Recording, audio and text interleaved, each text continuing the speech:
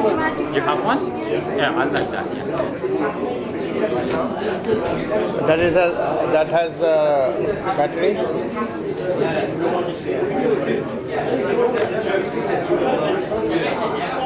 That has battery.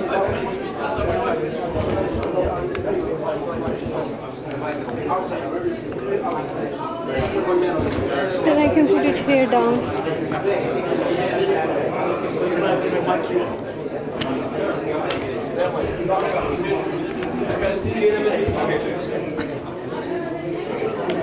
Change the battery. It has battery. The black battery. The battery इसमें है. चालू हो. Self पे पड़ा है. इसमें को लगा अगर चेंज हो तो नहीं. हाँ, हो गया.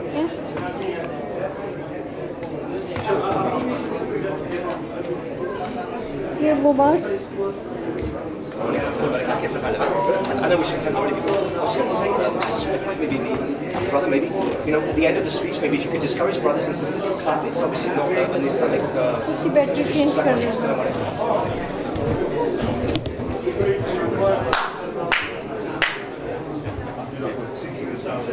So it's not an issue. No.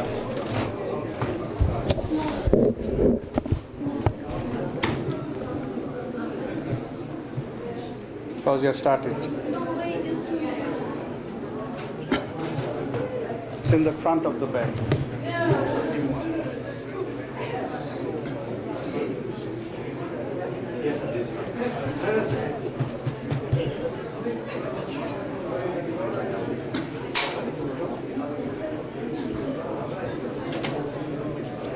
Okay, I won't delay because of that. I can just... No, just put the battery.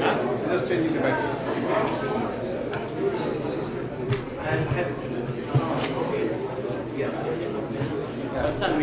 I find that many of the sisters' chairs are empty and the brothers are a bit cramped. So is it possible like to move one section of one line of chairs over to that side? Yeah?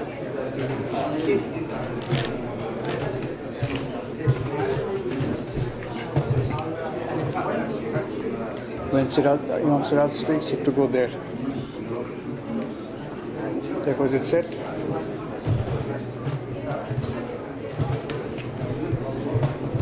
Assalamu alaikum warahmatullahi alhamdulillah rabbil alameen wassalatu wassalamu ala sayyidina Muhammad wa ala alihi sahbihi ajmain. We'll inshallah continue our second session now. We will first have the presentation of Dr. Shabir Ali, who will be speaking on presenting the Quran to non-Muslims. Jazakallah khair. So I have about how much? Half an hour. Half an hour? Okay. So I have to finish by 5:20. Assalamu alaikum wa rahmatullahi wa barakatuh. Alhamdulillah wa salatu wa salam ala rasulillah. I want to get straight to the point and talk about presenting the Quran to non-Muslims. Now, we of course need to be satisfied by ourselves that the Quran is the word of Allah Azza wa Jal. Then we can have the confidence to present this to non-Muslims. So one of the things that is important for us to know is that in modern times, academics are paying keen interest in the history and development of the Quran and its early manuscripts. Did I do that? Did I just unplug that? Okay. What generally is known now is that the Quran as we have it today is a very ancient document going back to the lifetime of the companions of the Prophet ﷺ. And this, by comparison, would be like, for example, if our Christian friends could find an old document that was there from within the lifetime of the disciples of Isa ﷺ, describing his life and deeds, then they would find every reason to rely on that. By comparison, here we have the Quran, the Book of Allah Azza wa Jal.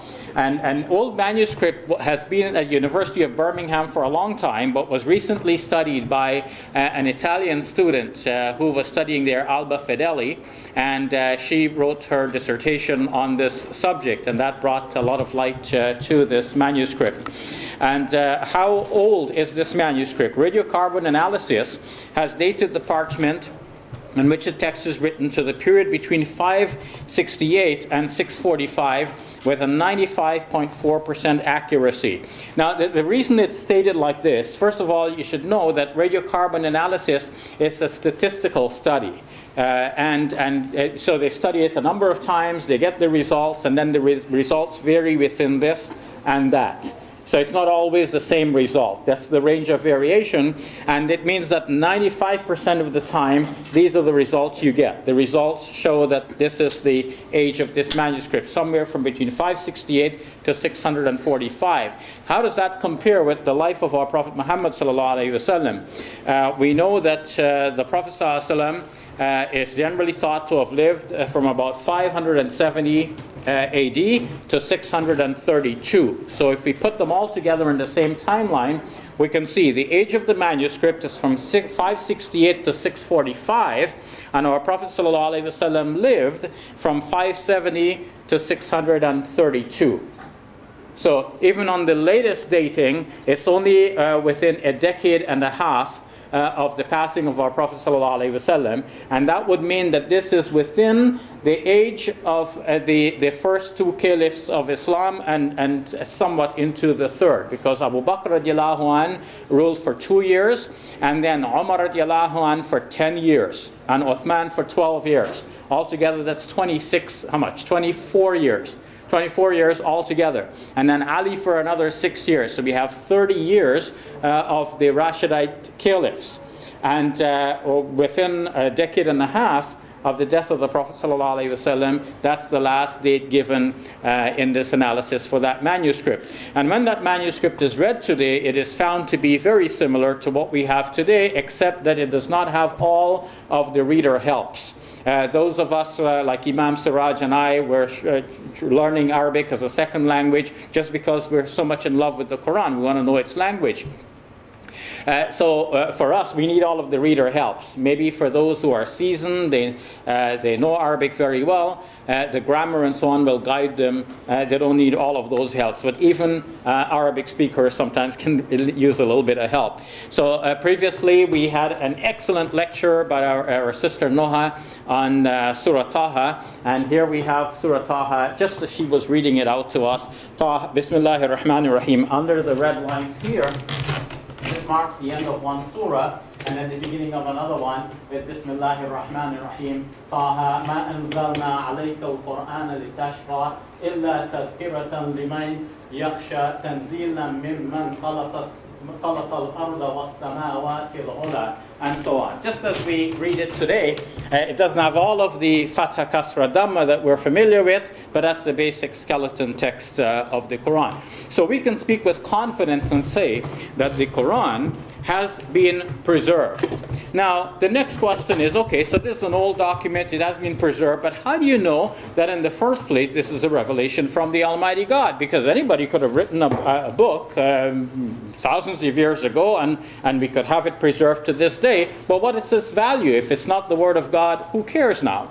Maybe we might study it for historical interest and so on. But for Muslims, this is the Word of God. How might we defend that and present that to non-Muslims? There are many points we can make in that regard. And of course, from this very lectern, I have previously made many points, some of which I may have reason to summarize today. But we'll see how much time permits me to do. Because we're working on limited time here, and I'm dying to hear Imam Siraj to speak after me. So I'm not going to eat into any of his time, God willing. He might have to drag me off the stage, though, because once I get into the heat of it, okay. But, I don't want to mess with him, because you see his muscles? Okay. All right. So moving on then, here is a comparison showing somebody has done this. Ilmfeed gets credit for this, ilmfeed.com. So they have taken that old manuscript and they have rewritten it in modern text to show us the similarity. But we've already done that. In the case you wanted to see, here it is. Bismillahir Rahmanir Rahim. Bismillahir Rahmanir Rahim. Taha is right here. Taha is right here. Ma, anzalna, and so on. So they have shown that it's basically the Quran as we are reading it today. Now, this is a picture of Raymond Farrin. Raymond Farrin he wrote a book entitled Structure and Quranic Interpretation. This is a picture of that book. And in this book, he argues that, well, more that he presents the fact. I wouldn't even argue is not the correct word here, because he presents fact after fact showing that on a deep analysis of the Quran follows a structure that was not known previously to Orientalist scholars. Largely, Orientalist scholars, having studied the Quran for hundreds of years, they have been saying, oh, the Quran is a meaningless jumble. And to confess, even as a Muslim, I sometimes found that, it looks like the Quran is going from one topic to another, and it doesn't seem to be the kind of structure that we're familiar with from reading, especially textbooks. In the school textbooks, if it's physical geography, then you're reading one chapter on a specific topic. Then you move to the next chapter. You're not going to go back to that topic and repeat what you said before. You might take it another stage further, but you're not going to repeat what you said before. You might say, okay, look back at that chapter for this information in case the student might get lost. But it's not the kind of repetition that we know from the Quran. And subjects don't change suddenly, like you can see a development in subjects. Whereas in the Quran, you find that the subjects seem to change suddenly. And we get lost. Like, why is it like this? So what Raymond Farron has found, and he has demonstrated in his book, is that the Quran a lot of times follows what is described by modern scholars analyzing literature more generally as ring composition. Ring composition. And what that structure basically entails is that the narrative starts at a certain point, it goes around, and then it comes back to the same point. And not only this, but if it's done well, then the parts from one side of the circle correspond to the parts on the other side of the circle. And when you start in one place and you go around, you reach the apogee in the middle, and that's where the crux of the matter is. To the extent that a certain researcher in this field, Mary Douglas, who has written a book on the subject, not about the Quran, but about this subject of ring composition, coined the phrase, the meaning is in the middle. So the most important thing that you want to say is in the middle, which is slightly different from our modern compositions. Usually, in our modern compositions, if you're writing for an essay for school purposes, you might have an introduction, a body, and a close. And the introduction already intimates where you're going with this. And then you describe it all in your body of the text, you prove your case, and so on. Then your conclusion summarizes what you have said all along. And maybe chalks out a forward vision. What do we do next after we've come to this point? So that's our modern essay. But even that modern essay has a certain ring to it, because the conclusion should remind us of what we said in the introduction. So that by the time we get to the end, the reader is not lost. The reader can remember, yeah, you said you were going to do this in the introduction, you did it, and now you're telling me that you did it. Okay? So it all fits well. So that too has a sort of ring composition to it. There is a website describing in detail that the books by J.K. Rowling, or Rowling, I don't know how best to pronounce her name, are actually structured on ring composition. How many books are there in the series? Are there 7? 7? And so according to this website and its analysis, there is something about the human psyche that actually gels with this ring composition. And J.K. Rowling cleverly used that structure in the whole series in order to tap into that human psyche. And obviously her books have been totally successful and made into movies. What are they called? Harry Potter series. Okay, so what I want to see now is if we can demonstrate very quickly how this ring composition works. How many of you have memorized the shortest surah of the Quran, which is Inna A'tainaka al-Kawthar? Let's read it all together. Bismillahir Rahmanir Rahim. Inna A'tainaka al-Kawthar. Fasalli li rabbika wanhar. Inna shani'aka huwa al-abtar. I want three brothers, not to be discriminatory, but to avoid any controversy. I'll invite three brothers to come up here and read that for us. Three brothers, please. Three, any three. And we don't have a lot of time, so we need to. Yeah. Okay. Three, any three. Be quick, brothers. Be quick. I'm not going to put you on the spot. It's nothing. Okay. So now, all right. So, what I want to do is divide the surah into its three verses and have each one of you read one of the verses. So your line is.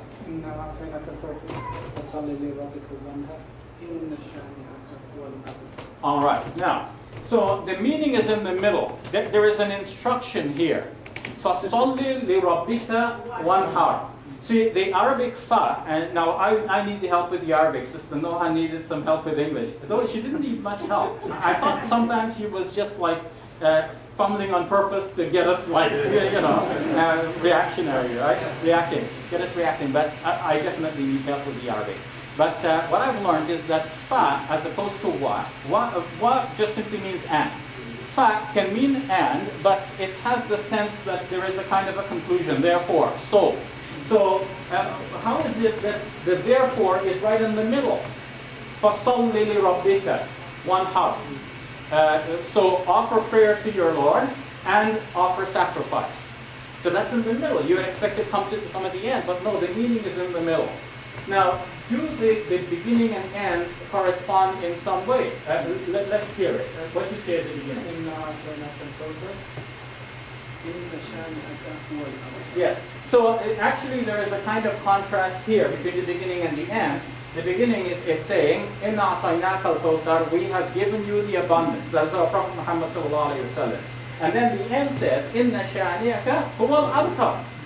Certainly, the one who is abusing you or casting aspersions on you, my translation won't be exact, and our speakers here will correct me, but that's not the point to get it exactly precise for now. I just want to show the connection. And you can see the connection.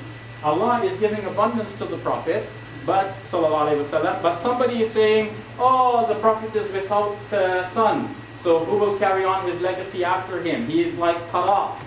This is what they're saying. The Prophet is cut off. And Allah's response is, we have given you the abundance. And it is your adversary who is going to be cut off. So the beginning and the end actually go hand in hand. And the conclusion from the whole thing is, since we have given you the abundance, and since your adversary is the one who is going to be cut off, what do? That is the conclusion, but it's in the middle.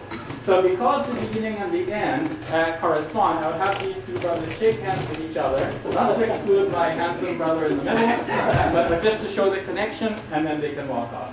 Thank you very much. But don't go very far, because I want 4 persons now, and it could be you three if you want to stay, and the 4th one. Now for Qul Huwallahu Wahhaj. Okay? If you know Qul Huwallahu Ahad, come on, my young brother. All right. And 4. We need 4 persons. 4. I'm quick because we have more to demonstrate, and I'm going to run out of time. All right. And only 2? Only 2? We want 4. 3. MashaAllah. One more very quickly. One more very quick. I'm going to have to call up the sisters, and then, Okay. Very quickly, my brother. Come. All right.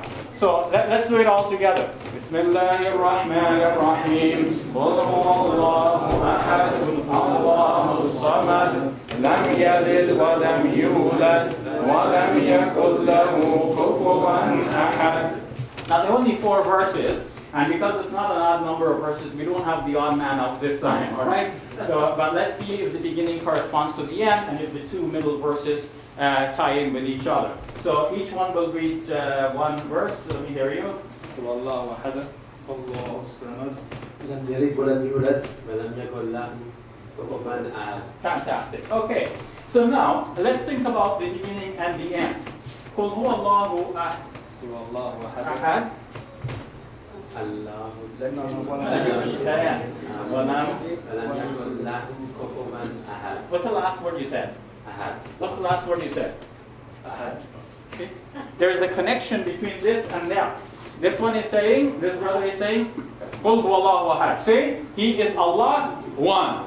And then he's saying, what لم يلد ولم يولد ولم يكن له كفوا أحد. Ahad, right? So, and there is none like unto him. So, there's none like unto him. He's one, and there's none like unto him. You can tie the two statements together. Say he is Allah, one, and there is no one like him. Complete statement, right? So because of that, you guys can shake hands and please get off. But don't go very far because I'm going to call for more help. Okay, but no, you two stay. All right? But you have to see if the two middle verses correspond. And so what's your verse? الله الصمد لم يلد ولم يولد. So Allah Samad. It's not easy to translate. Some translators use the term eternal. Allah is eternal. Because in Arabic, if we speak of sumud, we mean one's ability to withstand things. So many things are happening, changes in the world, but are you able to withstand? Allah is a samad. He is the one who withstands everything. He is eternal. Nothing, interferes with him in any way. Like a solid whole that doesn't get dented by anything that's happening around him. Allah is samad. So he's eternal from beginning to end. And then? لم يلد ولم يولد. So he neither begets nor is he begotten. What is the connection between the two? The connection is that since he is a samad, he is eternal, he doesn't beget and he is not begotten. So if there is a begotten one, obviously he is not a samad, right? So he's not begotten. And by the same logic, he does not beget because from the beginning we know that he is one, right? He is this one and incomparable whole that does not, it doesn't multiply itself. So this is the connection between the two verses in the middle, and I would ask the brothers to shake hands and connect and go, but not very far, because now I need nine volunteers. And all you're going to do is recite Ayatul Kursi. Ayatul Kursi. Let's do it all together to make sure you remember. Bismillahirrahmanirrahim. Allahu la ilaha illa huwa al-hayyul qayyum. La ta'khudhuhu sinatun wa la nawm. له ما في السماوات وما في الأرض من ذا الذي يشفع عنده إلا بإذنه يعلم ما بين أيديهم وما خلفهم ولا يحيطون بشيء من علمه إلا بما شاء وسع كرسيه السماوات والأرض ولا يئوده حفظهما. Fantastic. So, 9 brothers who have recited this so beautifully, please come on. Okay. And again, we need to be quick, brothers. We need to be quick. Yeah. So, you'll never read the Quran again the same way. After I've come to learn this, Imam Siraj, I don't read the Quran the same way. I'm always noticing the aspects of rim composition here. So we need 9 very quickly. So we got 4 so far. Yes, 5, 6. We need 3 more. We need 3 more very quickly. And while we're waiting for 3 more, brothers, please come share some knowledge here. You're helping everyone. You're helping everyone to get this knowledge. So we need the brothers very quickly. Come on up. Yes. Imam Siraj, you're welcome. I mean, don't miss this. Come. All right. So 1, 2, 3, 4, 5, 6, 7, 8. Brother Shabir, can I call in your help to be a nice? Who else can? Dr. Mostafa, please. Yeah. Okay. No. It'd be hard for me to demonstrate and be in the lineup as well. Brother, you're coming. Okay, good. So while the brother is coming, please make some room for him. I guess the camera person will have to go further back to get a wide shot here to get everyone. Okay. So now let's make sure we get each person one line. Okay, come forward. Come this way. All right. So again, if your parts correspond, we're going to have you shake hands and go, and then, that'll ease up the matter for us. All right. So each person one line, and remember your line, okay? All right. الله لا إله إلا هو والحي القيوم. So again, Allah. الله لا إله إلا هو الحي القيوم. لا تأخذه سنة ولا نوم. له ما في السماوات وما في الأرض. من ذا الذي يشفع عنده إلا بإذنه. يعلم ما بين أيديهم وما خلفهم. ولا يحيطون بشيء من علمه إلا بما شاء. ما شاء وسع كرسيه السماوات والأرض. لا يحيطهم وهو العلي العظيم. Okay, fantastic. Remember your lines, okay? I know it gets confusing because we never broke it up like that before. And you can recite it from beginning to end, but if somebody sneezes in between, you forget, right? Okay, so I'm going to beg your patience and understand the brothers. They know this surah, that they know this ayah, but it's not so easy to... And then, of course, there's a nervousness of knowing that, 100 people are looking at us here. Okay, so now we have 9 persons, and this time we have one in the middle, right? So let's go back to the one in the middle and find out, what was your line, brother? يعلم ما بين أيديهم وما خلفهم. يعلم ما بين أيديهم وما خلفهم. So he knows what is behind them and what is in front of them. It's like this one is looking both ways. This verse is looking both ways. So I would say, brother, you are the odd man out here, and you are the middle person. That's the most important part. If we follow me, regardless that the meaning is the bit in the middle. But anyhow, to ease up the congestion on here, I'm going to beg leave of you. Thank you very much. All right. So now I want to know. No, stay where you are. Stay where you are. Now I want to know if these two correspond. What was your name or your line? من ذا الذي يشفع عنده إلا بإذنه. ولا يحيطون بعلمه إلا بما شاء. Okay. So tell me again. من ذا الذي يشفع عنده إلا بإذنه. Okay, إلا بإذنه, except by his permission. So who is going to intercede except by his permission? And then? ولا يحيطون بشيء من علمه إلا بما شاء. And they encompass nothing of his knowledge except what he wills. So the will of Allah is expressed here with bi'idnihi, and here bima sha. But it's the will of Allah subhanahu wa ta'ala in both segments. So they correspond. Okay, they're both talking about the will of Allah subhanahu wa ta'ala that's overarching and controlling all affairs. Okay? So since you correspond, please shake hands, and you can make this beg leave of you. Thank you very much. And then, now, what was your line?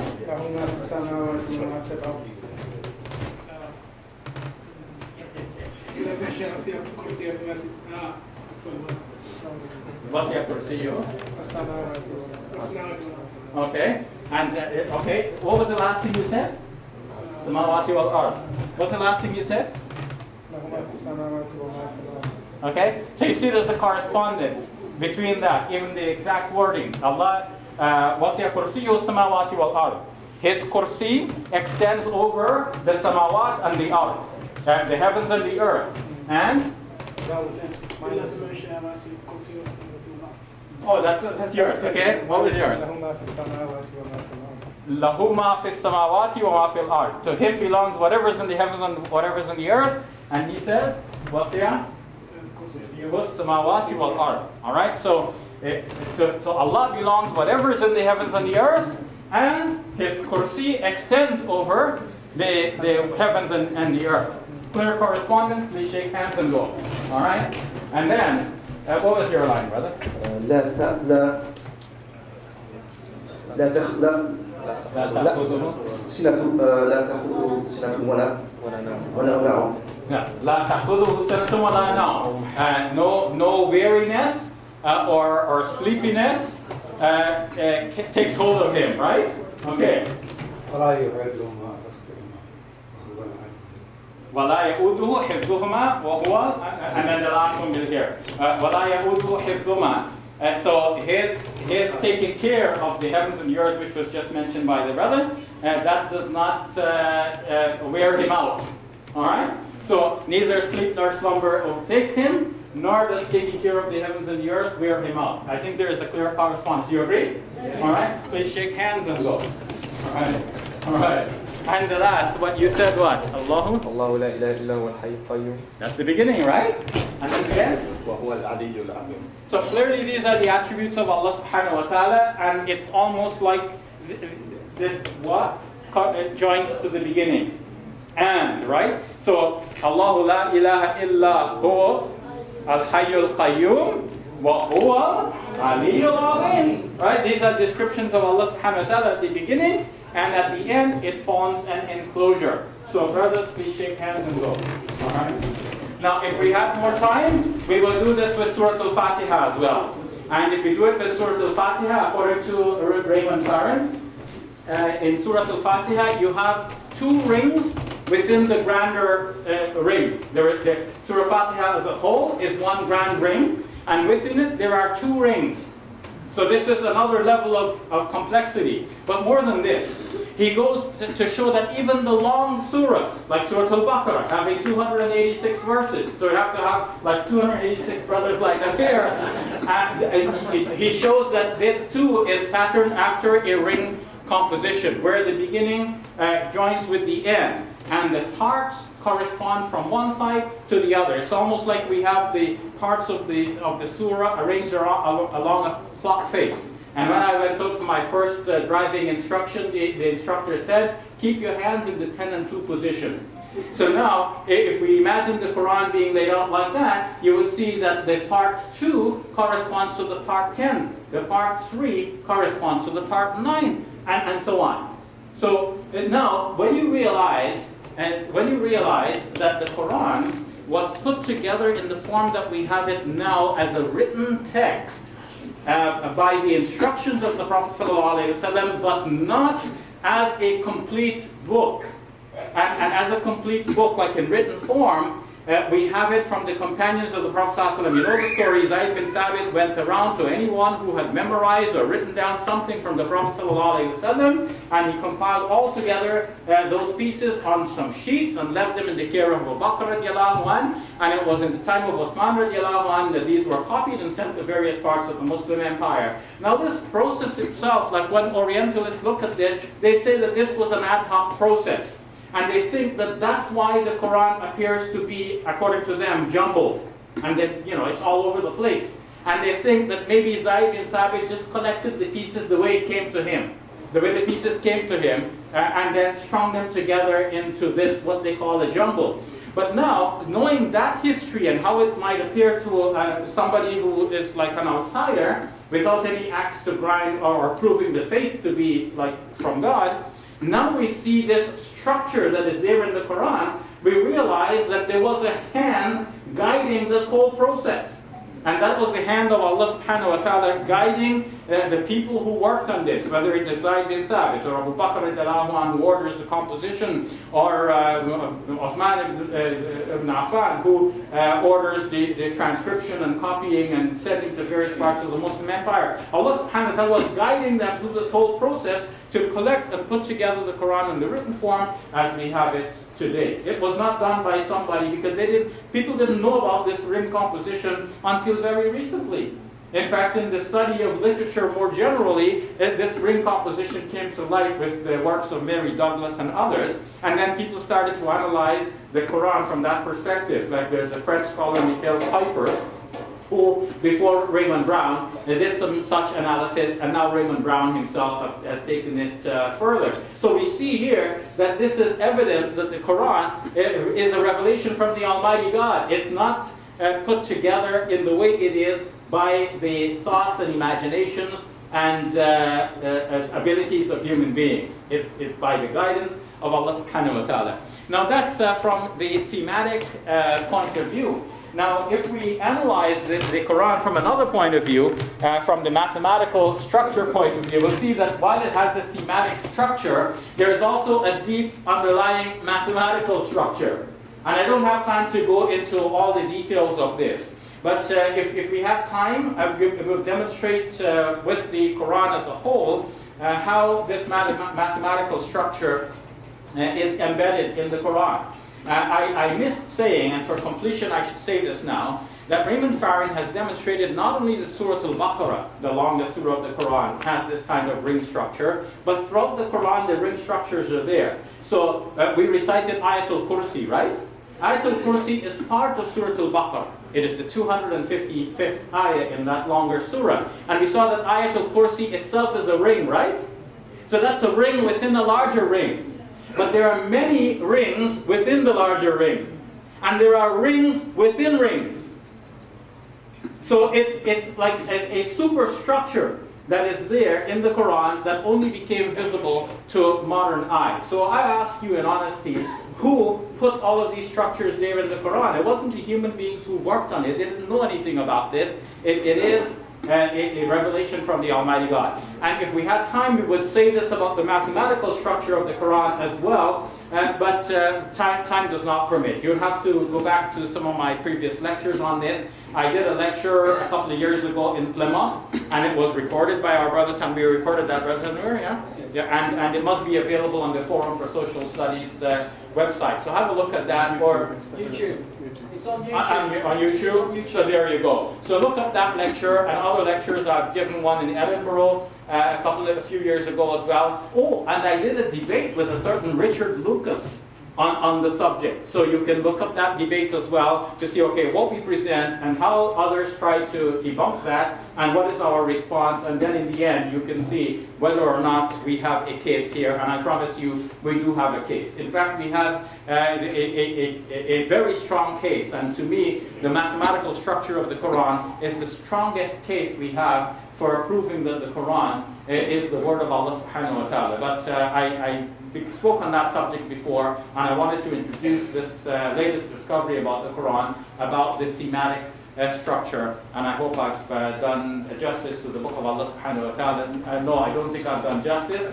The hadith says about the Quran, its wonders will never be exhausted.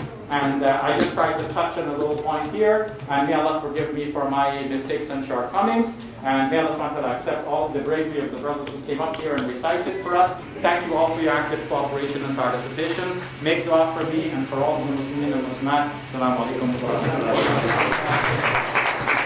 Takbir. Jazakallah khair, Dr. Shabir. And now we will move on to the final speaker for our program. It's Imam Siraj Wahhaj, who's going to speak on solving the issues of crisis in faith, doubt, misinterpretation, and materialism.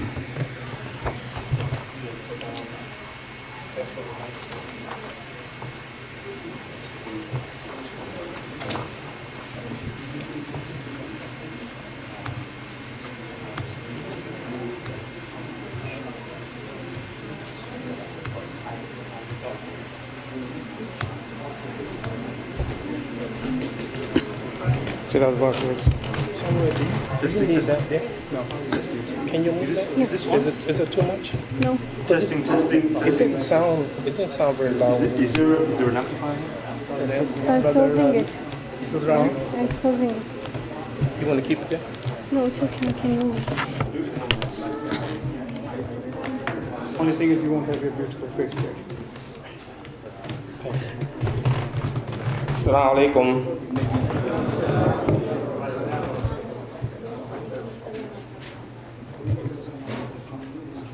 بسم الله الرحمن الرحيم الحمد لله أشهد أن لا إله إلا الله وحده لا شريك له وأشهد أن محمدا عبده ورسوله أما بعد.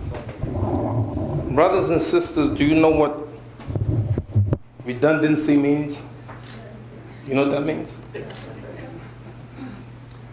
I'm trying to figure out how to speak to you for a few moments without being redundant.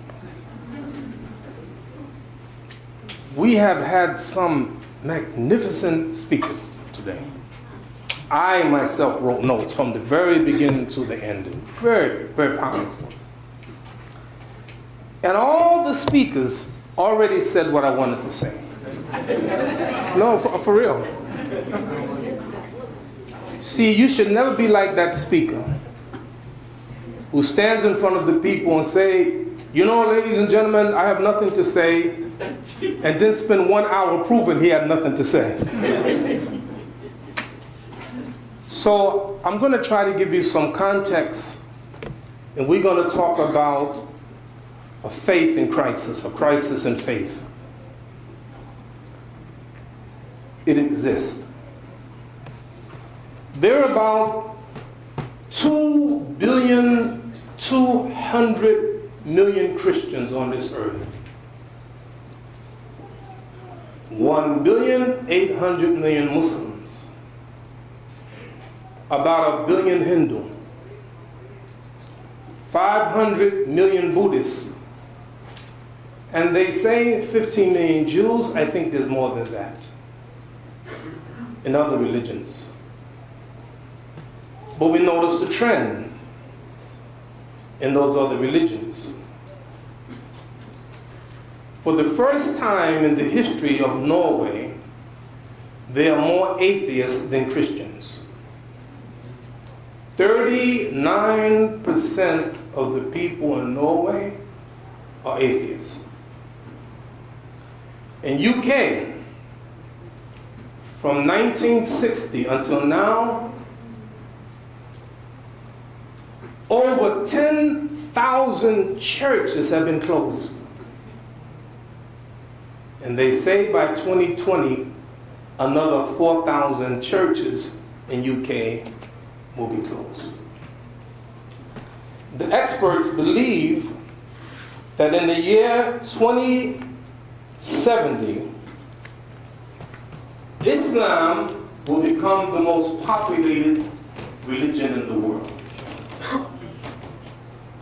It's a fact that many churches have been closed down only to be purchased by Muslims to open up masjids. Synagogues closed down only to be turned into masjids. It's all over in Europe, all over in America. Let me share this with you. You see, the crisis of faith is not just in the non-Muslim communities, in the Muslim community. I'm going to show you in a few minutes. Sweden,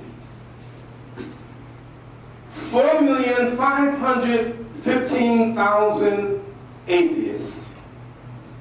46% of the population atheists. Netherlands, I met a brother from Netherlands. Where are you? Netherlands, 6,769,000 atheists. 40% of the population atheists. United Kingdom, 25,920,000 atheists. 40% of the population atheists. Germany, 30,855,000 atheists. 38% of the population atheists. Japan, 58,342,000 atheists. 46% of the population atheists.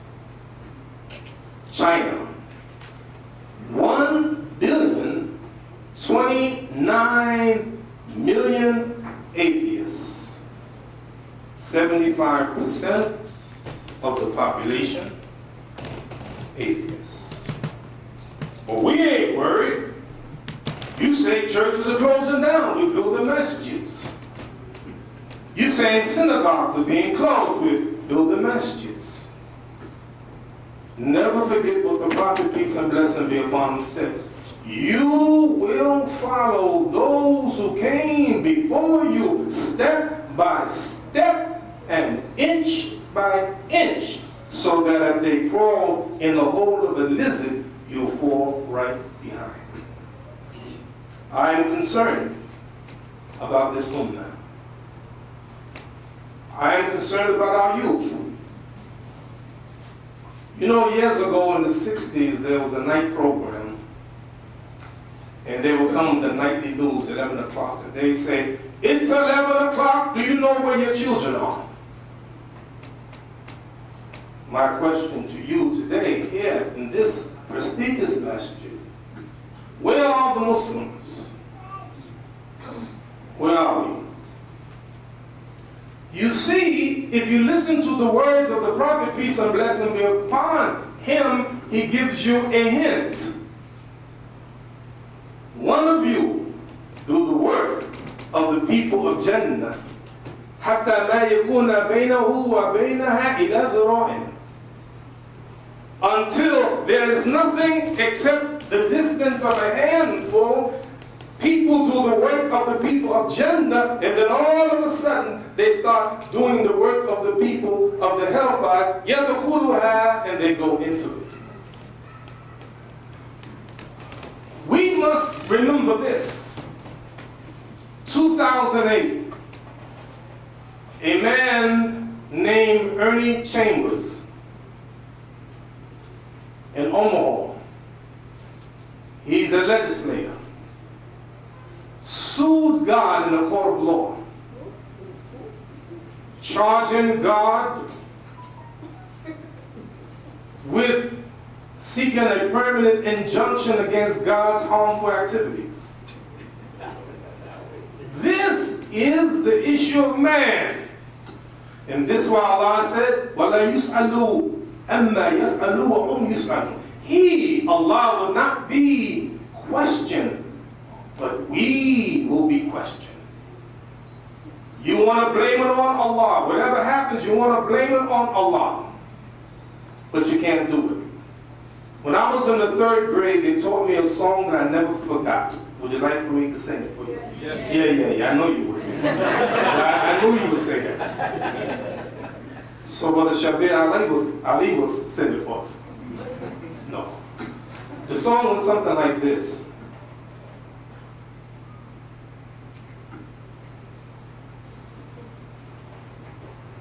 I never did forget the song until now. Getting to know you. Getting to know all about you. Getting to like you. Getting to hope you like me. And I've come to the conclusion, brothers and sisters, that there's nothing like getting to know Allah. That's why we're here. To know Allah. Now, Shabir, you heard me give many talks. Have you ever heard me quote poetry? No. Any of you? Spoken word? Can I do one now? And the reason I'm doing this is because I believe that artists embed their philosophy in their work. In the song, you may think it innocent, or the movie, or the spoken word, or the novel. But in that novel, in the spoken word, if you would listen to the words, and sometimes the rhythmic beat make you not hear it, but it goes into the subconscious.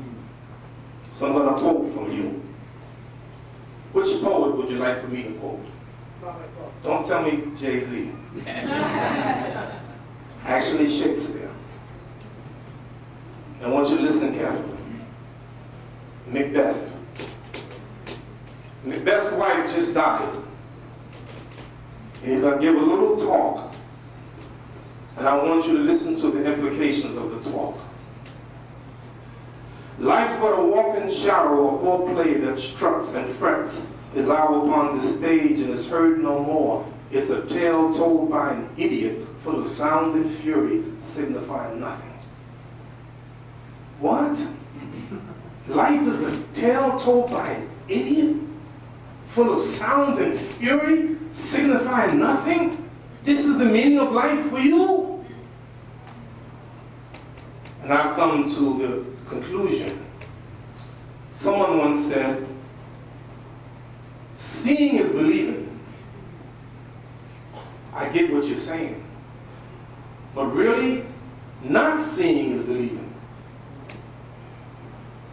Seeing is affirmation. Aisha radiallahu anha, the Prophet said, Ya Aisha, هذا جبريل يقرأ عليك السلام. قالت عليه السلام ورحمة الله وبركاته ترى ما لا أراه. Oh, Aisha, here is Jabril giving you the greetings. Did Aisha see Jabril? No. She returns the greeting. And then she said, Ya Rasulullah, you see what I don't see. Allah asked the angels, what am my slaves saying? Of course, he knows the answer. To give us a point. What are my slaves saying here in London? What are they saying in New York, in Detroit? What are they saying in the Netherlands? What are my slaves saying? Subhanallah, Alhamdulillah, Allahu Akbar. That's what the angels say. Allah asks the question, how ra'awni? Do they see me? يقولون لا. لا رأوك. No, ya Allah, they don't see you. What if they saw me? Oh, they'll be strong in singing praises to you. Allah asked the question to the angels, and what are they asking me for? يقولون الجنة. Your servants in the masjid, in their homes, in the hospital, near death, they're asking for your Jannah. How do they see the Jannah? No, they don't see it. What if they saw the Jannah? You are Muslims, all of you, none of you seen the Jannah, but yet you making dua to Allah. And what are they seeking refuge from? They're seeking refuge from the hellfire. And do they see the hellfire? No, they don't see the hellfire, but we trust in you. Oh Allah, we trust that there is a hellfire. And I've come to the conclusion, you can't judge Allah in this life. And this is why the Prophet, peace and blessing be upon him, said, Allahumma la aisha illa aishul akhirah. Oh Allah, there is no life except the life of the hereafter. You are bedazzled by this life, this short life. Somebody heard on the radio, he said that value is something someone is willing to pay for. Value. If you're a believer, even though you haven't seen the Jannah, you want it. And this is why, alhamdulillah, radiallahu anhu, he said to the Prophet, alayhi salatu wasalam, nafaq alhamdulillah, I've become a hypocrite. Why? Why? Because when you're in your presence, you remind us of the Jannah as if we have seen it. You remind us of the hellfire as if we've seen it. So brothers and sisters, what are the prophets here to do? My talk today is two parts. The first part, especially Mostafa, you more than anyone, you were sitting next to me in the bus. And you had to look at, you didn't look at my notes, right? I'm just messing with it. Because my second part is going to be redundant. Some things that Sheikh Mostafa said. The first part, all of the speakers, because we have a crisis now in the faith. I've always said that every masjid, every Muslim organization, they have two doors. They have a front door by which people become Muslim. I am one of the ones who came to the front door. Hamza Yusuf, Zaid Shakir, Abdul Hakim Quick, Abdul Hakim Jackson. All of these, we come to the front door and we became Muslim, but the problem is we have a back door by which Muslims are leaving the faith. And the job of the Imams and the scholars and the leaders and the parents and the teachers and the director is to open wide the front door and close that back door. But there's something about Allah. One thing you will learn about him, he's not going to force you. He's not going to make you. No one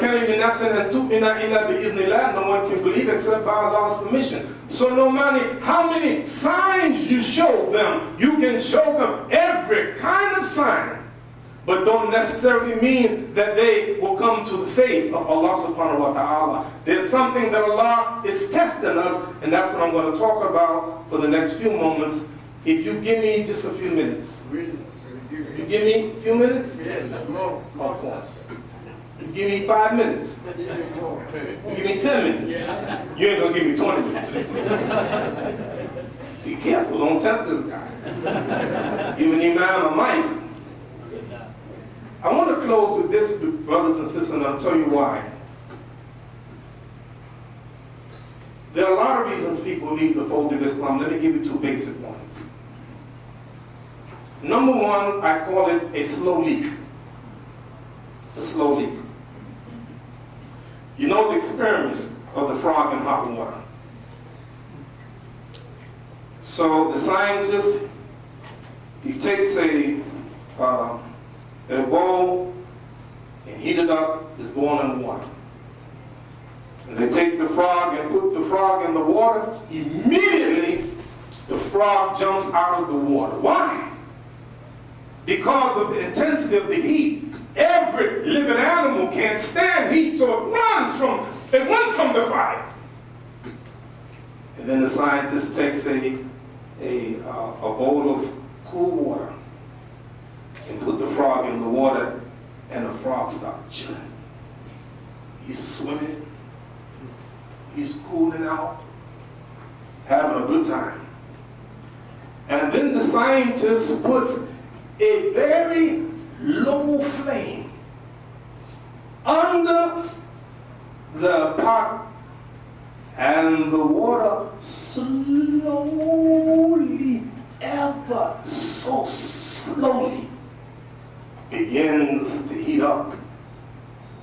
And that frog stayed in the water until it died. And the reason is because it couldn't distinguish the subtle changes. Our children are like that. They're listening to influences. They start reading the Quran. They're reading other people's stuff. And they're losing faith, and it's a slow leak, and all of a sudden, this Wednesday I'm at my masjid, it's after Salatul Dhuhr, a brother comes to me and said, Imam, I need your help. I'm losing my son, he's 22 years old. I want you to make dua. Now, let me tell you something. You know me, I always believe that when someone asks me to make dua, I make dua even though I don't believe that my dua is better than any of yours at all. I really don't believe that. I was in Newark Airport one day, and I'm standing at the terminal. I'm in the wrong terminal, so a man comes by. He said, "Sir, do you need help?" I said, "Yes." He said, "Get in the car. I have to go to Sunset's terminal." He said to me, "Assalamu alaikum. I'm a Muslim from Saudi. And you don't know Imam Siraj, but I look like a Muslim." He said, "Assalamu alaikum." I said, "Wa alaikum salam." He said, "Me and my wife been married for years and we have no children. Please make dua for me." A complete stranger.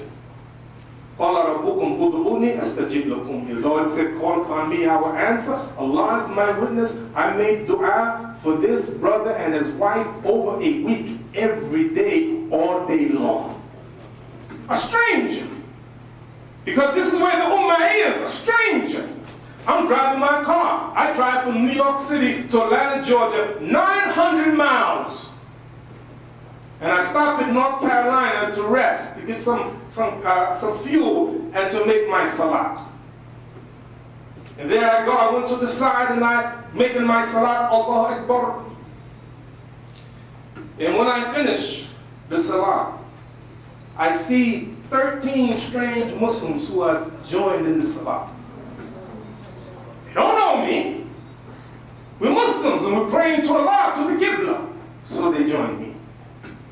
So we have to make dua for one another, for ourselves. So this brother said, "Imam, but I don't want you to just make it for me. I want you, Salatul Asr, to ask the entire congregation to make dua for my son." And I did.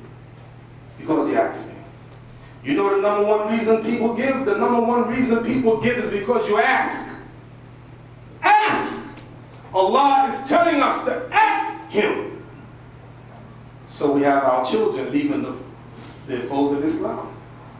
You, every one of you, know right now people who used to practice no longer practice. Everyone could be in your family members, your son, your daughter, your mother, your father, your uncle, your grandfather, your friend, your best friend. Many of them leaving the fold of Islam. Why? And the Prophet, peace and blessing be upon him, gave us a clue. يُصْبِحُ الرَّجُلُ مُؤْمِنًا وَيُمْسِي كَافِرًا.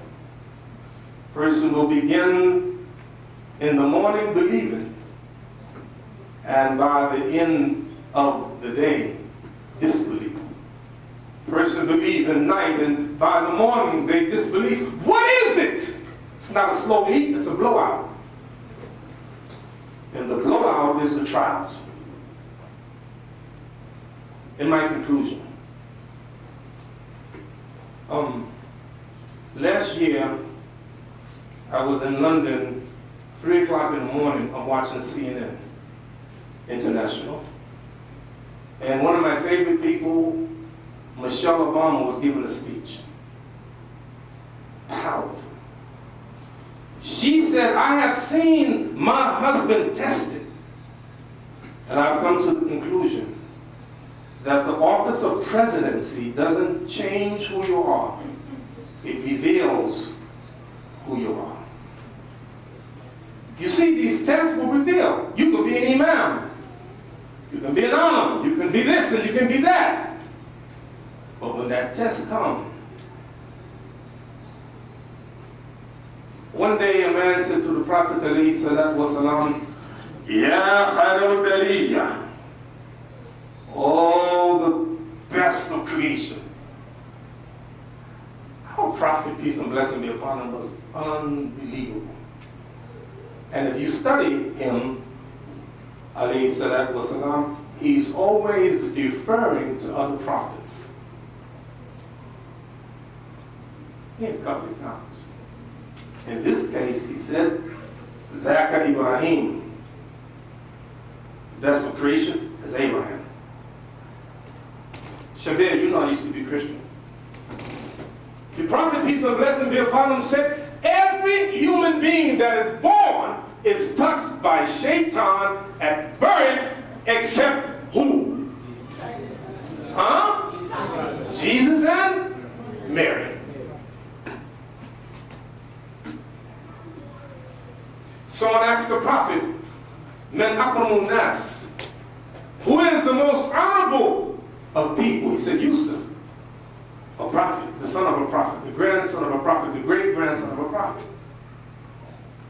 Ahabu salat ilallah, salatu, Dawood. Ahabu siyam ilallah, siyamu, Dawood.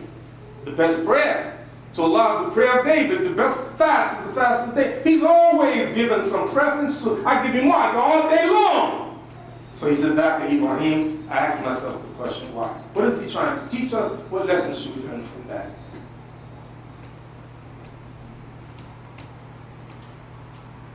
Shabir, in the Bible, is a verse very similar to the Quran. Allah did take Abraham as a Khalil. It's in the Bible.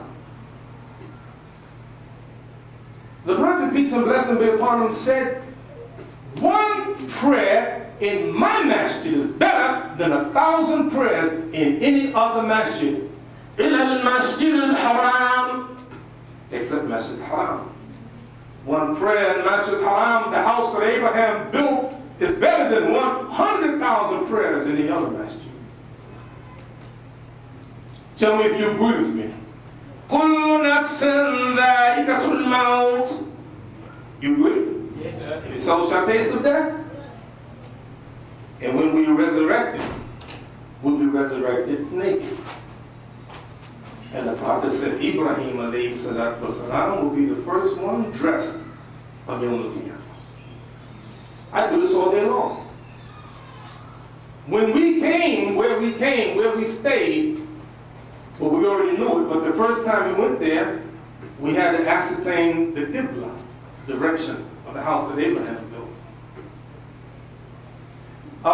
There's Shabir, I don't know if you know this name, John Hagee, televangelist. He was giving a speech, and I listened to other people, by the way. I listened to Christians and Jews and other scholars of their religion. I want to hear what they're saying. And he gave a speech, and he said, he was quoting the Bible, God said in Genesis, the 12th chapter, the 3rd verse, whoever curses Israel, God will curse. And whoever blesses Israel, God will bless. And it's in his book. Jerusalem Countdown, chapter 18. So you know me, I'm like this. If you said it, I'm going to check it out. So I got a hold, because I don't remember reading it. So I got a hold of the Bible. I went to Genesis, the 12th chapter, and the 3rd verse. You know what it said? Abraham, whoever curses them, God will curse. And whoever blesses him, God will bless. Why you change it? Why did you change it? You pray every day. Allahumma salli ala Muhammad wa ala ali Muhammad. Kama sallaita ala Ibrahim wa ala ali Ibrahim. There's not a prayer that Muslims make except we mention Ibrahim alayhi salam. He's special. And I asked myself the question, why? I found the answer. In the Quran, I'm going to quote this ayah, say a few things, and then we close. I'm almost finished. وَإِذِ ابْتَلَى إِبْرَاهِيمَ رَبُّهُ بِكَلِمَاتٍ فَأَتَمَّهُنَّ. That's it. And when we tested Abraham with tests, he passed every test. He passed every test. You go along the line and you see tests. One of them, the most remarkable to me, seems to me a conversation, a private conversation that Abraham had with his wife Sarah. No one is there except Allah. Ya Sarah, laysa ala wajhi ardi mu'min ghayri wa ghayruki. Oh Sarah, there is not one believer on the face of the earth other than you and me. Who do you think you are? You want to leave Allah's deen? Because you're sophisticated now? You know, Wallahu ya'lamu wa antum la ta'lamun. Allah knows and you don't know. You think now, you big shot. You went to the university now, you big shot. You know better now than what Allah has revealed and better than the Prophet, peace and blessing be upon him. And you're going to leave Islam? Are you crazy? Wallahi, I can't see myself leaving Islam. Do you see yourself leaving Islam? How is it possible? But the key is the test. Last year, a 70-year-old man, Kansas City, goes into a bank and he hands the teller a note saying, I got a gun, put money in the bag. And the teller puts about $3,000 in the bag.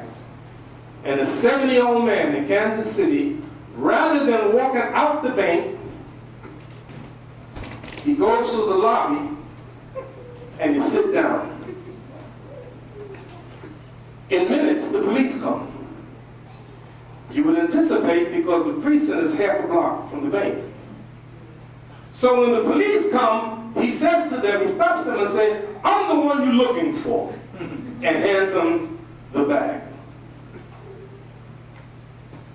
They searched him, there was no gun. So he stood in front of the judge, and the judge said, what is this? Why did you do that? He said, Your Honor, I'd rather go to jail than spend one more night with my wife. This is true story. True story. So he just got sentenced a couple of weeks ago. And you know something about judges? They usually give you a punishment suitable for the crime. So that judge gave that 70-year-old man 6 months home confinement.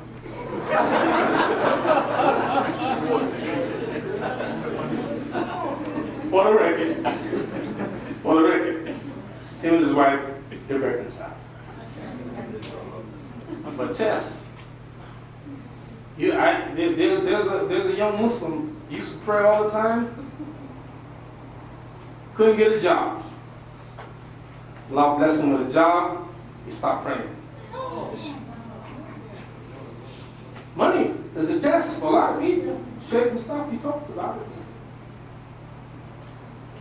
Philadelphia, there was a homeless man that was homeless on the streets of Philadelphia for 1 year and a half. Fell on the hard times. While he was begging, he was near Interstate 95. A woman comes off of the ramp and her car stops. She gets out the car. He said, what happened? She said, I ran out of gas and I don't have any money. This is Philadelphia. So he said, get in the car, lock it, and don't open the car. This beggar, homeless for a year and a half, had $20 to his name. He bought a container and he went to the gas station and filled it up and put the gas in that woman's car. Total stranger. She thanked him, she drove off. She came back the next day, said, you know what? You did a wonderful thing. I want the world to know what you did. She started a GoFundMe page. Within 2 days, raised over $300,000 for that homeless man. He's doing well now. A man, a prince, he goes right here in London and pays $450 million for a painting of Jesus. It's a test. So brothers and sisters, every day we're going to be tested. Don't lose your faith. You know, I think 2 weeks ago in Missouri, did you hear about 17 people drowned in that duck boat? 9 from one family. You gotta be patient. Because a person who drowned is shaheed. You get the reward of shaheed. You see, you can't judge Allah in this, dunya, because you're judging it by the dunya. Value is what people willing to pay for it. The Prophet, peace and blessing be upon him, said, Allah will ask the person in hellfire that's least punished. If you had all the money in the wealth, would you use it to ransom yourself? He said, yeah, of course. Least. Then he take a person, see, you feel sorry for the shaheed, the martyr who died for Allah, who gave his life for Allah. You feel sorry for him. And the Prophet, peace and blessing be upon him, he said, no one who dies and go to Jannah will want to come back to this earth, even though he's given everything and everything in it. Illa shaheed, except a martyr. That martyr will want to come back to the earth to die 10 more times in the way of Allah because of the great honor that they see. Test, man! Some of us will be tested with our health. There's a person, a man, the very day that he learned that his wife was diagnosed with breast cancer, the very day he left her. Irony of ironies, she recovered, he died. I know in Tampa, Florida, a family I know in Imam had every kind of test that you can imagine health-wise. He had brain tumor, he had cancer, he had a heart attack, he's in dialysis, he's in a wheelchair. I have seen his wife pick him up and carry him and put him in a car and take him around. This woman takes care of this Imam 24 hours a day, every day. That may be her ticket to Jannah. Nobody wants to be blind, but if you're blind and you have faith in Allah and patience in Allah, that will be your ticket to Jannah. This is not a joke.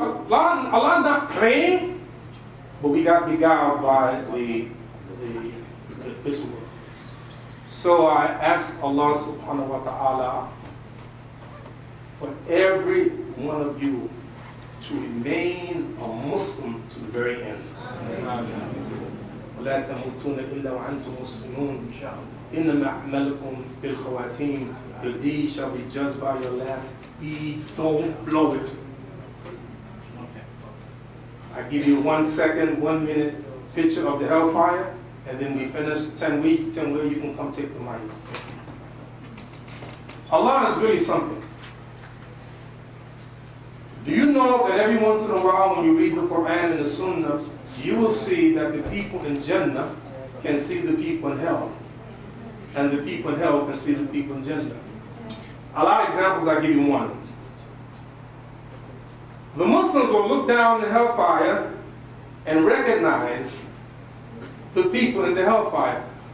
رَبِّنَا إخواننا كنا يصومون معنا ويصلون معنا وتحجون معنا. Oh Allah, our brothers, they used to fast with us, they used to pray with us, they made Hajj with us.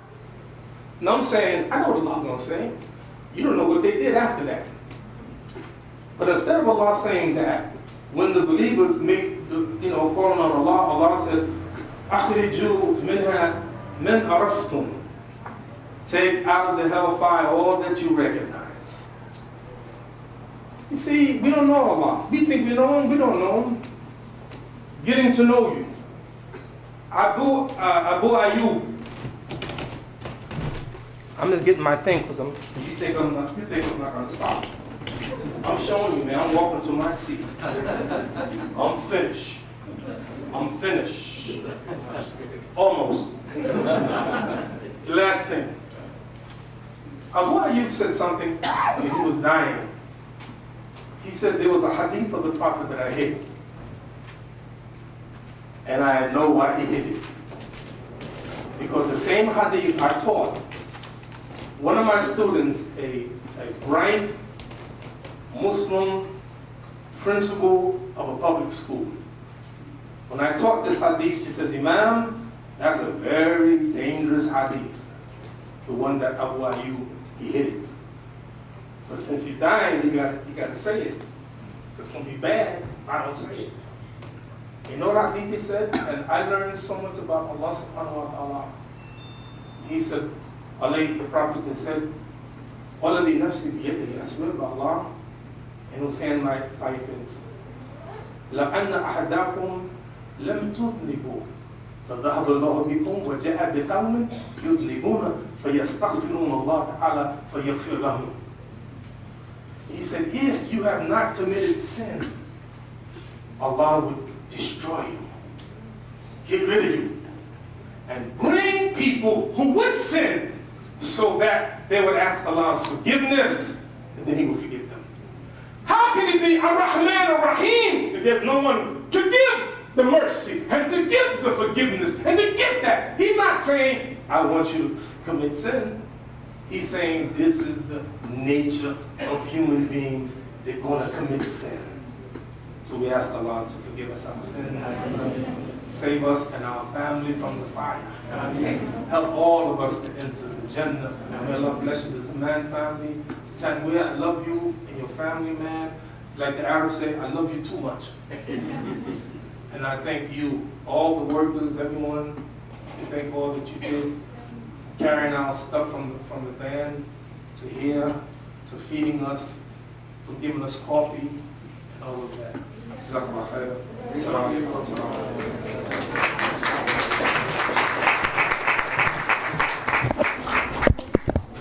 I'd like to call now, we'll have the question and answer session after a while, but Brother Shabir has to make an announcement before that.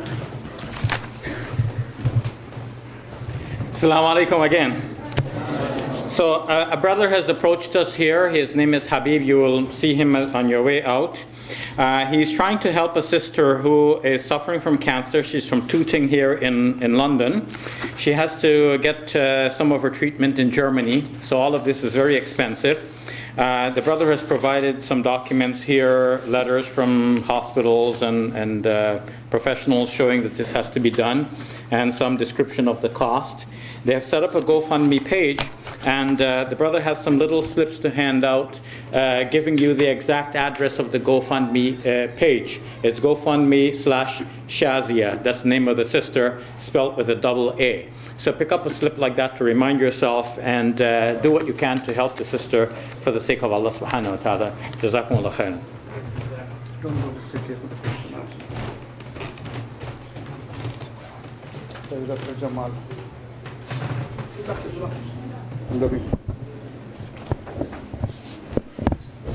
Please send in your questions, and in the meantime I'll look around, get Dr. Jamal to come to the stage as well.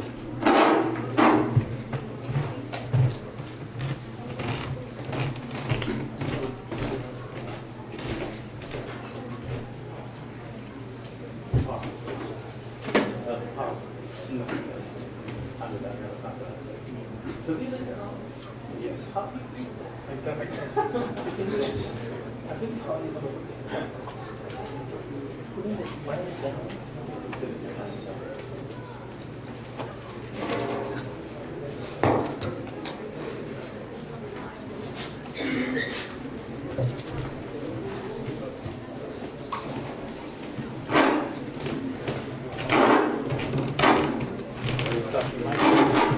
I'm gonna put away this computer here. Oh, It should be out of your way. Okay.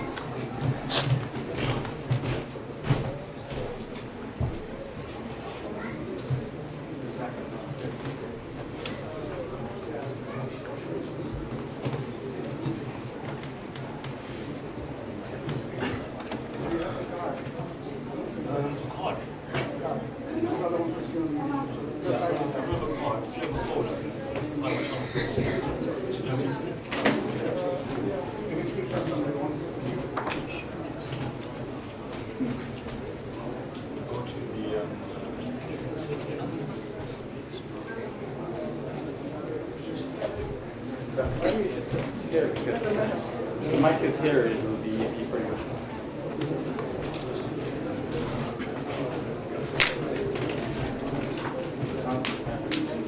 Dr. Suhaib is coming? No, he's not going. I'll just say something.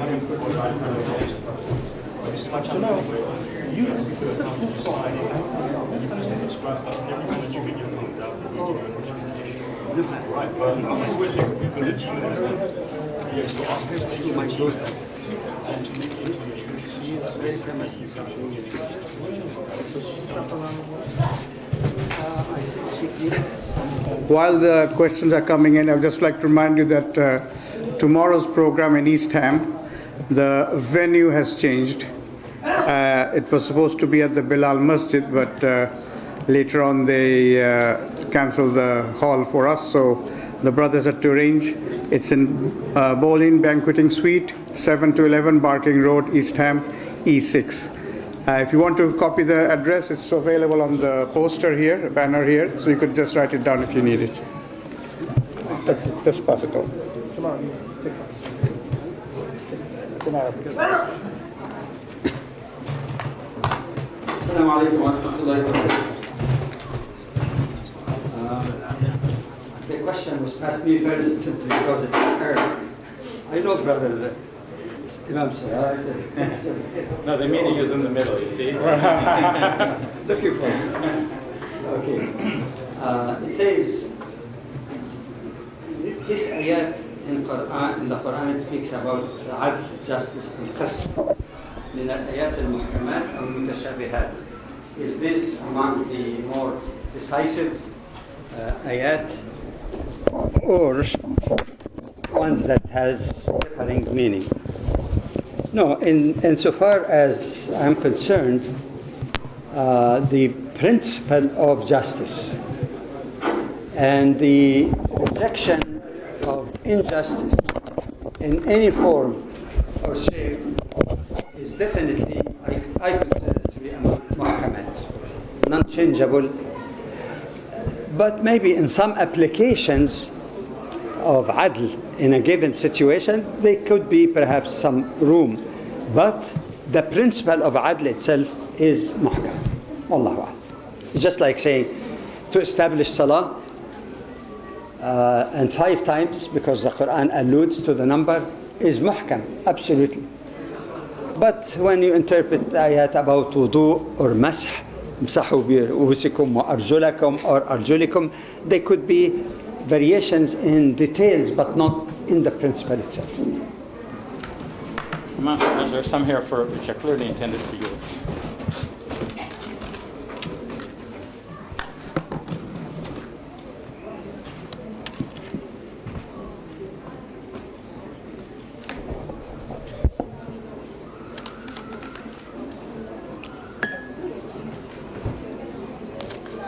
Brothers and sisters, I don't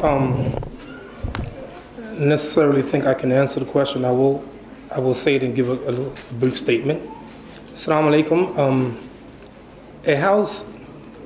I have a family who practice Islam. They read the Quran. They pray. They fast. My only worry is that my wife didn't allow my daughter to visit their aunts. How can I change it? I can't change it unless I understand the reason why. It may be good reason. Al-maru ala din khalili fayandur ahadukum man yukhalil. Person will follow the religion of a very close companion. Therefore, let every one of you please be mindful whom you should choose as a friend. So we'd have to find out what's the reasoning. I'm sure there's some rationale. Just for the record, I want to share with you Harvard Law School, where President Obama went. In the entrance of the law library, of the faculty library, is an ayat of the Quran. And they say it is one of the greatest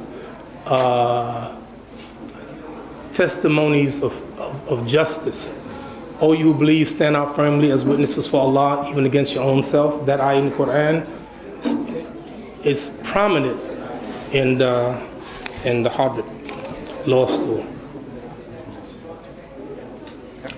Assalamu alaikum. How can we avoid sins? That's the point I was making. We're going to sin. All the children of Adam are sinners, and the best sinner are those who repent.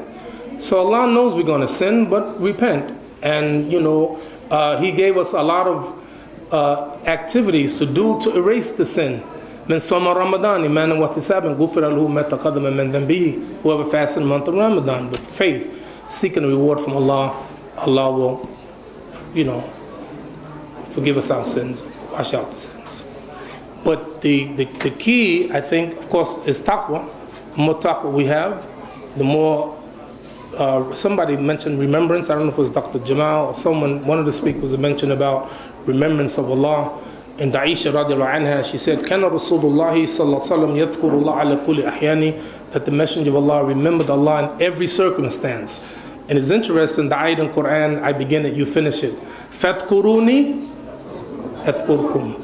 Remember me, I remember you. If the Prophet is always remembering Allah, you know what that means. Allah is always remembering the Prophet, peace and blessing be upon him. I think the more we love Allah, maybe the better opportunity we have to commit less sin.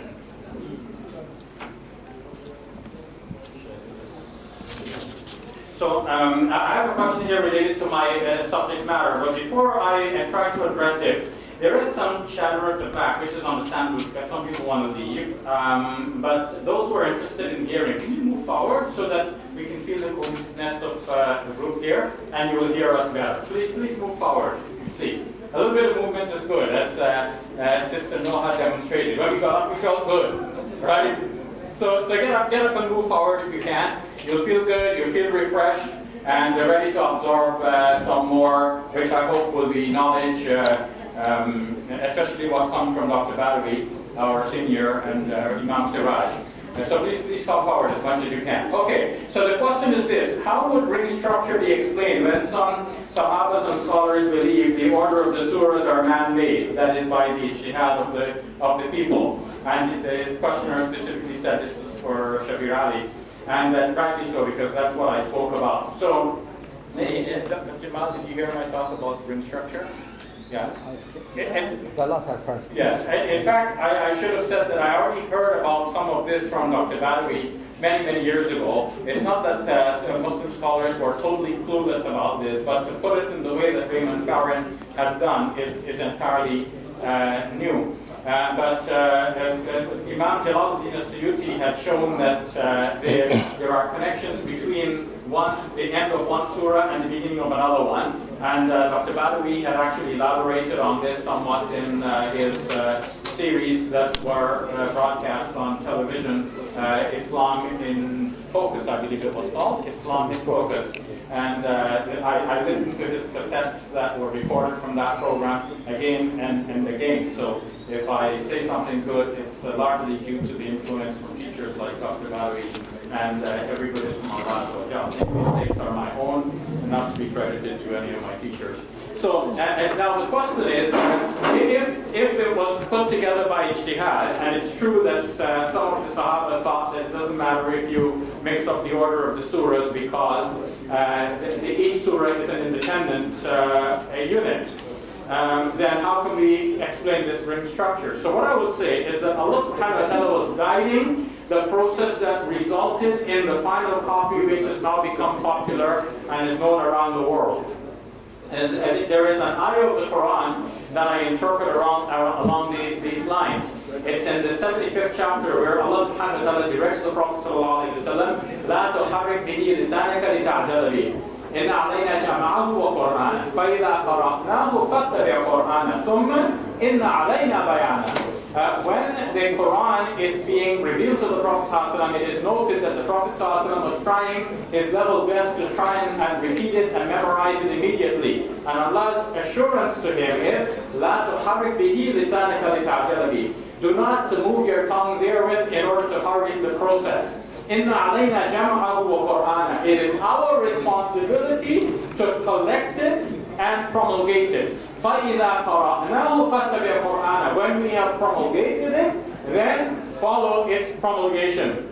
ثُمَّ إِنَّ عَلَيْنَا بَيَانَهُ. Then it is our responsibility to make it plain. So Allah subhanahu wa ta'ala has some responsibility, and He's assuming responsibility for the whole process.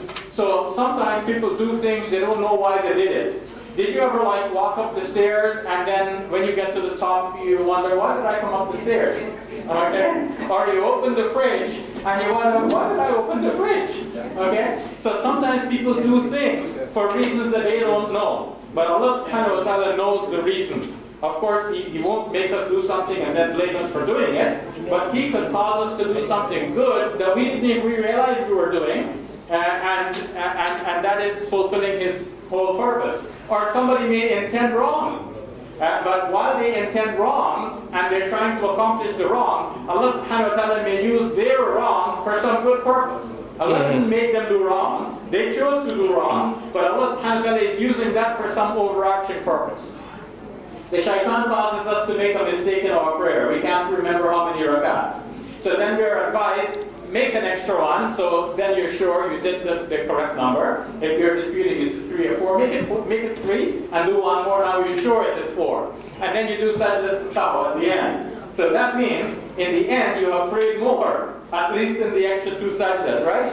So even though shaitan was misleading you for bad purposes, in the end, Allah subhanahu wa ta'ala used his misleading for a good purpose, you see? So the Sahaba and them who were trying their best to collect the Quran were doing this for good purposes. They're trying their best to remember and to collect it the way they were taught. And in the end, Allah subhanahu wa ta'ala is ensuring that there is this massive superstructure. I don't know if I spoke clearly enough in the lecture about the whole Quran being an entire ring composed of many rings. So I spoke about Surah Baqarah being a collection of smaller rings. But Surah Baqarah teams together with other surahs to form larger rings. So that the whole Quran is a superstructure made of many smaller rings. And you can see this in a way very quickly, and I end with this. You know that the first surah begins, Alhamdulillahi Rabbil Alameen, saying that Allah is Rabbil Alameen. The last surah begins by saying, Qul a'udhu birabbin nas. He is the Lord of humankind. So He's Rabbul Alameen and He's Rabbul Nas. So you can see an echo in the last surah of what was already said in the first surah. The first surah is a dua to Allah subhanahu wa ta'ala. This last surah is also a dua to Allah subhanahu wa ta'ala. We can go on and show how the entire Quran is a super ring composed of many smaller rings. So this much is clear. So we can say that even though, yes, it is clear that some Muslim scholars thought that each surah is an independent unit. Now we can see that in fact each surah is in a specific place for a very good reason. And one of the reasons is this super ring structure, and Allah knows best. We're just discovering and describing what we let me do this one because it's similar. Time is 7:30. Okay. I want to do this one now because it's similar to the question that Dr. Shabir got. It's a very interesting question. It says some disobedient people may use the hadith. One of you may do the deeds of the people of paradise to what is about an arm's length from it, and do his deed of the people of the fire and enter it. May the hadith as a pretense for the disobedience. I know exactly what they're talking about. This hadith is not talking about the qadr of Allah, but I heard Dr. Jamal Badawi he was giving a speech. It's about 70 years ago, Sheikh Jamal. It was a long time ago, and he was talking about this very hadith, the hadith that I mentioned. إن أحدكم لا يعلم بعمل أهل الجنة حتى ما يكون بينه وبينه إلا ذراع فيسبق عليه الكتاب فيعلم بعمل أهل النار فيدخلها. So a person is doing the deeds of the people of Jannah until they're this close to Jannah, and then what is written overcomes them, and then they begin to do the people of the people of the hellfire, and then they enter the hellfire. This hadith isn't talking about the qadr of Allah, and Dr. Jamal can explain it better, maybe in terms of the Arabic. But I'll tell you this: about 25 years ago, Dr. Jamal, I was in New York on our way to coming back from a visit to a prison, so I had to go to a subway. Didn't take a bus. So I was on the subway station, and I'm saying to myself, you know what, Siraj, you got to really understand about the qadr of Allah. You got to study the qadr of Allah. So as soon as I said that, the train comes in, I get into the train, I sit down, and the man next to me, he says, are you a Muslim? I said, yes. He said, what do Muslims believe about the predestination of Allah?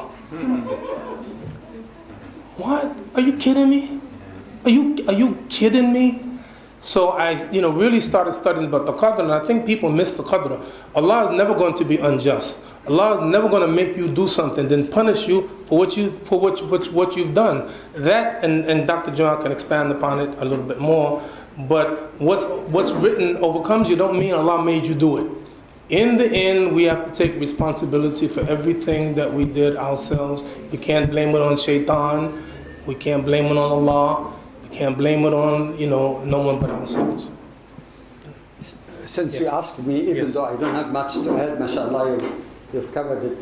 You see, from one perspective, of course, you can refer to the hadith that Imam Siraj mentioned earlier, and others maybe. إِنَّمَا الْأَعْمَالُ بِخَوَاتِمِهَا. The things will be assessed according to the end of it, which actually mean to me that if a person done all kind of wrong and even repented towards the very last days of his life, alhamdulillah, that he dies in a state of iman, vis-a-vis someone who died in a state of rebellion. That's one perspective. But the other perspective also, you see, if you look at the wording of the hadith, يَعْمَلُ بِعَمَلِ أَهْلِ الْجَنَّةِ, meaning a person who is doing deeds that in the assessment of anyone around them, these are the deeds of people of Jannah. They praise and fast and give sadaqah and so on.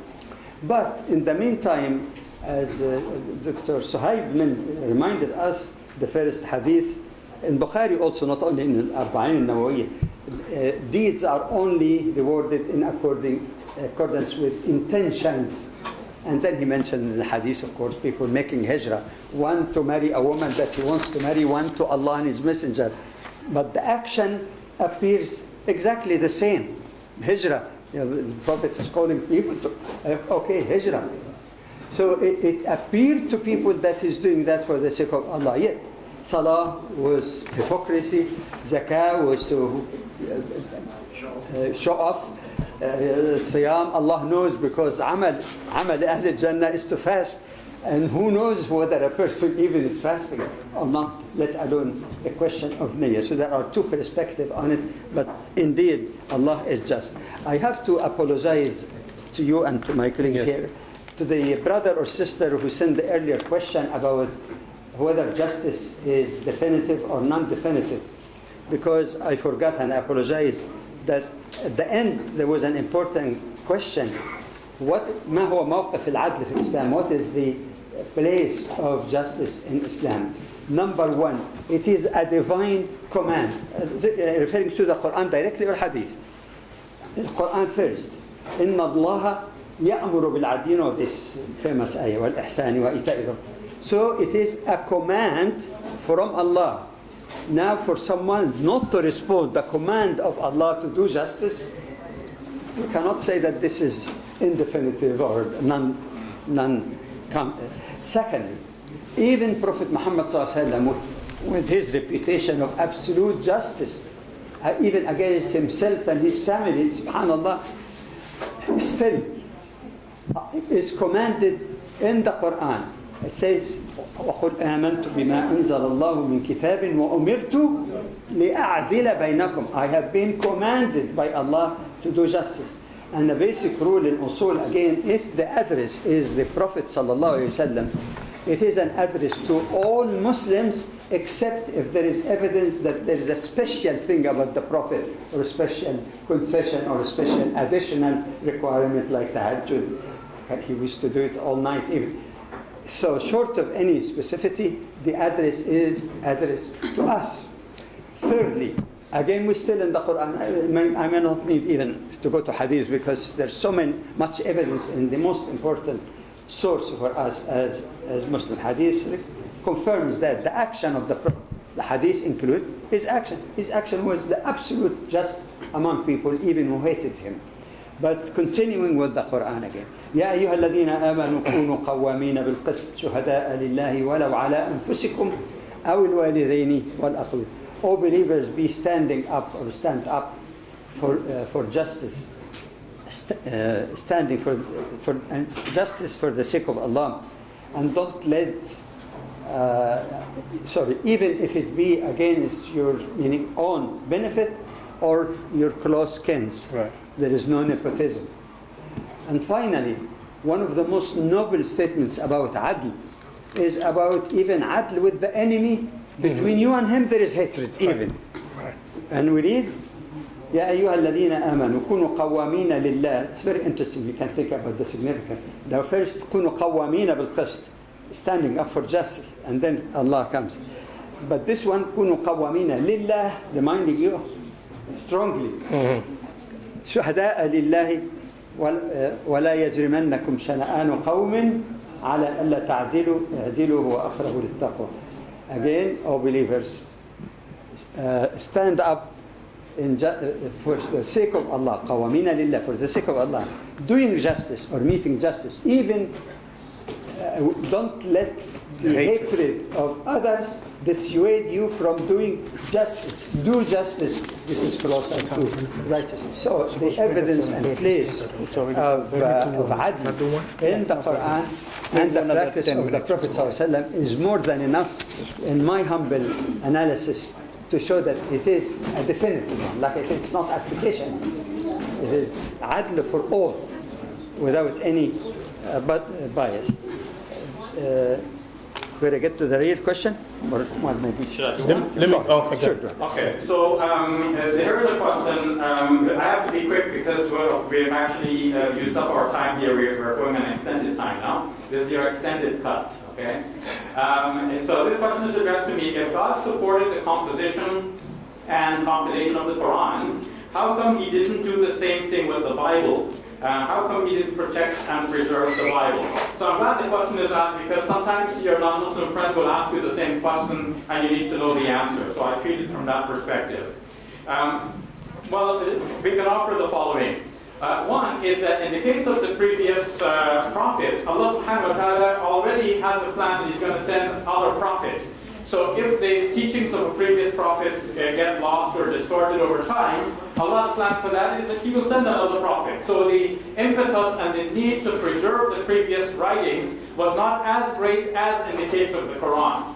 We can add to this that Allah subhanahu wa ta'ala largely leaves human beings free to follow the guidance or to refuse the guidance.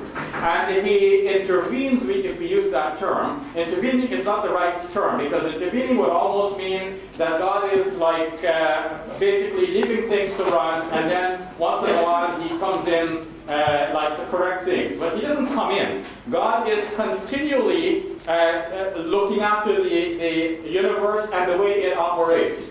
But what I mean by intervention is not that he leaves it all and then eventually he intervenes. What I mean to say that he largely lets people exercise their own volition and do things the way they want, whether for good or for bad.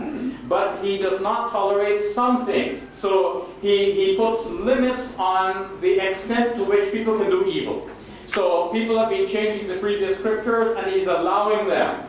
But he preserves the previous scriptures to such an extent that he wants to make sure that a basic level of guidance is still available to the people according to his good wishes. And then, in the case of the Quran, he knows that this is the last prophet, this is the last book he's going to reveal, and this has to be preserved for people up until the day of judgment. So he promises to preserve the Quran.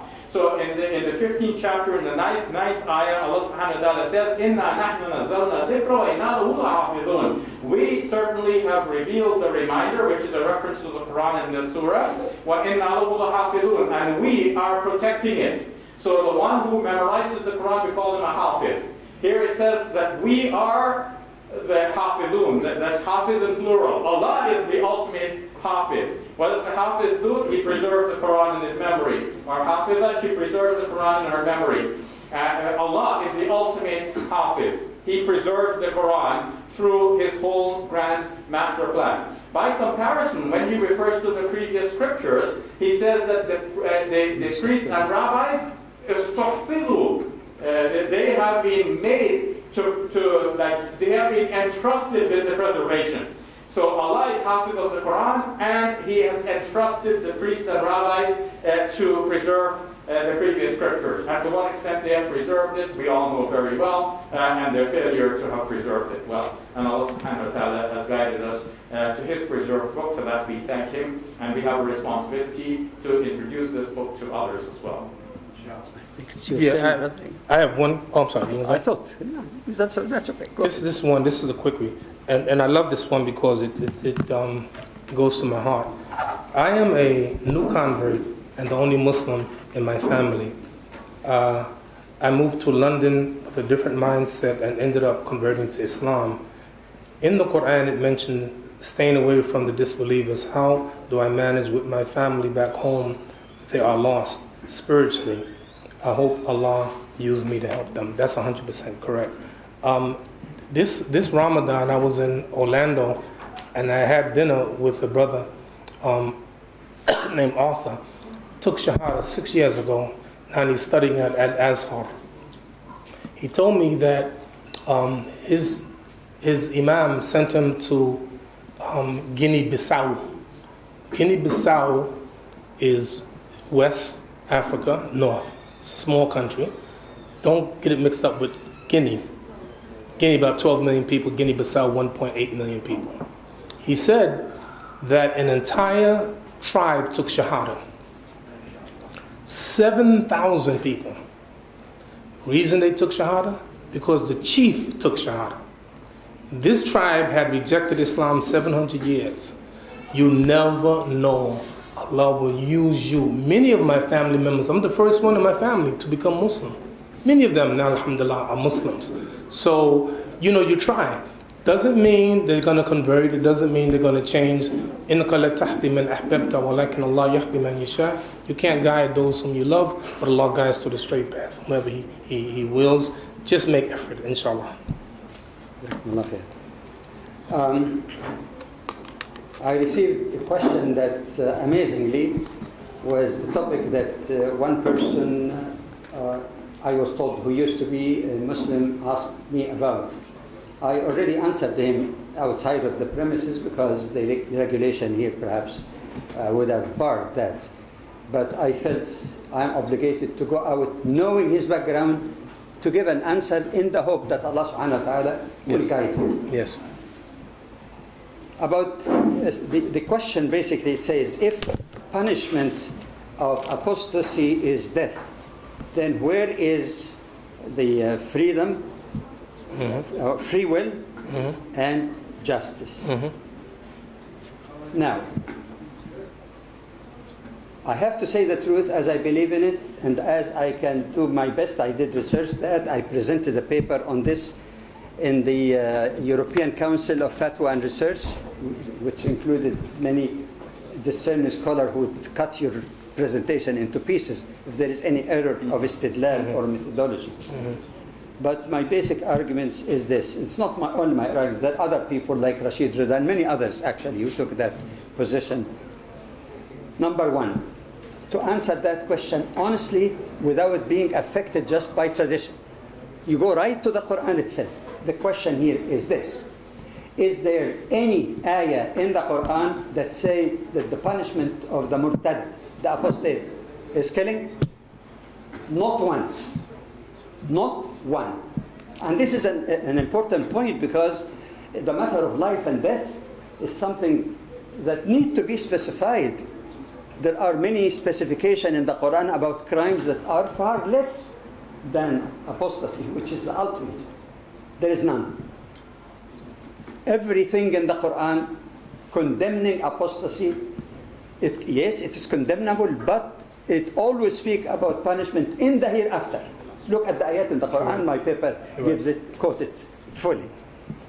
Secondly, is there anything in the Quran that goes against killing someone simply because he's left the faith? The answer is many. It's not only لا إكراه في الدين قد تبين الرشد من الغي. In Surah Al-Kahf, it gives the human being the right to believe and the right to commit kufr, reject faith. But yes, of course, it gives the warning in Surah Al-Kahf. وَقُلِ الْحَقُّ مِنْ رَبِّكُمْ فَمَنْ شَاءَ فَلْيُؤْمِنْ وَمَنْ شَاءَ فَلْيَكْفُرْ. Say, O Muhammad, to people, this is the truth from your Lord. So there is no compromise. Don't say, okay. No, there is no compromise. Whoever with a will want to believe, let him or her believe. And the identical terms, whoever with a will chooses to reject faith, let him reject faith. The Prophet ﷺ, it's told in the Quran what to do with people that you explain Islam, and who can explain it better than the Prophet ﷺ. What happens if they reject? The Quran tells them, you convey that it's فَإِنْ أَعْرَضُوا, if they turn back. It didn't say kill them, imprison them, do this or that to them. مَا أَرْسَلْنَاكَ عَلَيْهِمْ حَفِيظًا. We have not sent you, O Muhammad, on them as a guardian. So there is plenty of evidence of the freedom of faith. And Quran make common sense for people really who are affected and influenced by the Quran. If somebody, you tell somebody, okay, if you apostate, you'll pay by your neck. What a person who fears for his life do? Right. He becomes a munafiq, a hypocrite, because he's afraid. And according to the Quran, if you read in Surah Al-Baqarah and others, the hypocrites are much more dangerous for the ummah than the openly kafir. So he's identified as a kafir.